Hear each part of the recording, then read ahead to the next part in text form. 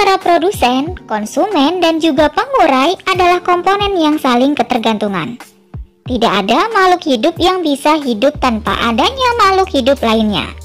Supaya bisa saling mendukung dalam kehidupan, baik secara langsung maupun tidak langsung, maka setiap makhluk hidup membutuhkan makhluk hidup yang lainnya. Hubungan saling ketergantungan antar produsen, konsumen, dan pengurai terjadi lewat suatu peristiwa makan dan dimakan, seperti rantai makanan, jaring-jaring makanan, dan piramida makanan.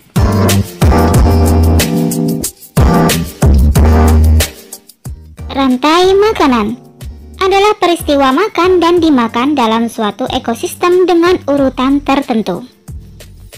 Berdasarkan produsennya, rantai makanan dibagi menjadi dua, yaitu rantai makanan perumput dan rantai makanan detritus. Rantai makanan perumput adalah rantai makanan yang diawali tumbuhan pada trofik pertamanya. Sedangkan rantai makanan detritus adalah rantai makanan yang dimulai dari detritus atau serpihan organisme yang sudah mati. Jaring-jaring makanan adalah sekumpulan rantai makanan yang saling berkaitan dalam suatu ekosistem.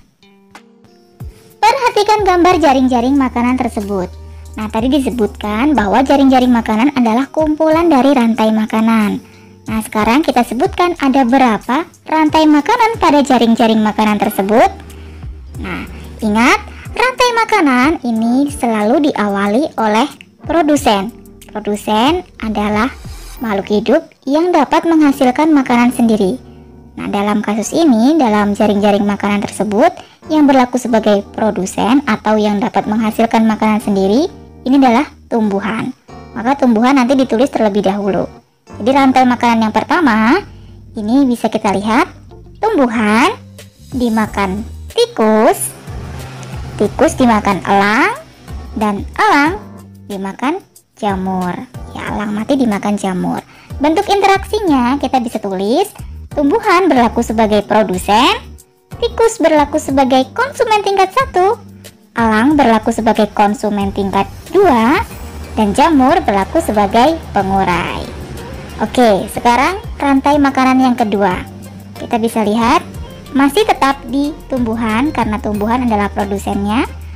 Tumbuhan dimakan oleh tikus, tikus dimakan oleh musang, musang dimakan oleh elang, dan elang mati dimakan jamur. Nah, bentuk interaksinya, tumbuhan masih berlaku sebagai produsen, kemudian tikus berlaku sebagai konsumen tingkat 1, musang berlaku sebagai konsumen tingkat 2, elang berlaku sebagai konsumen tingkat 3, dan jamur berlaku sebagai pengurai. Sekarang yang ketiga, masih di tumbuhan juga. Tumbuhan dimakan oleh burung, burung dimakan oleh musang, musang dimakan oleh elang, dan elang mati dimakan jamur. Bentuk interaksinya, tumbuhan berlaku sebagai produsen, burung sebagai konsumen tingkat 1, musang sebagai konsumen tingkat 2, elang sebagai konsumen tingkat 3, dan jamur sebagai pengurai. Sekarang satu lagi, tumbuhan dimakan oleh burung, burung dimakan oleh elang, dan elang mati dimakan jamur. Tumbuhan berlaku sebagai produsen, burung berlaku sebagai konsumen tingkat 1, elang sebagai konsumen tingkat 2, dan jamur sebagai pengurai. Mudah ya? Lalu bagaimana Bude kalau ada pertanyaan, apa yang terjadi jika seluruh populasi tikus mati atau punah?